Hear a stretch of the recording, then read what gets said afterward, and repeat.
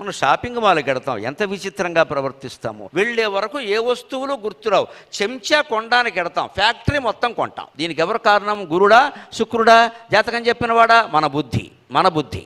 అక్కడికి వెళ్ళేసరికి చెంచా కొనడం కోసం వెళ్ళి కంచాలు బాగున్నాయి, తర్వాత మనం ఆ కంచమే పట్టుకుని అడుక్కోవాలి. ఇటువంటి స్టీల్ది మన ఇంట్లో లేదు, మన ఇద్దరం ఉన్నాం చాలు, ఇంకెవరు ఉండక్కర్లేదు. ఇక్కడ మహాతత్వవేత్త సోక్రటీసు ఆయన భార్య ఎప్పుడో షాపింగ్ అంటే ఒకసారి ఎడదాం రమ్మన్నట్టు ఆయన వెళ్ళారు. బోల్డ్ వస్తువులు ఉంటాయి కదా అక్కడ, అవన్నీ చూసి అప్పుడు ఏమిటో ఇక్కడ ఇన్ని వస్తువులు ఉన్నాయి, ఏది లేకుండానే గడిపేస్తున్నాం, ఏదో బతుకు అంది. ఆయన అన్నట్టు నాకు అదే ఆశ్చర్యంగా ఉంది, ఏమీ లేకుండా కూడా ఎంత ఆనందంగా ఉన్నావో మనం అన్నట్టు.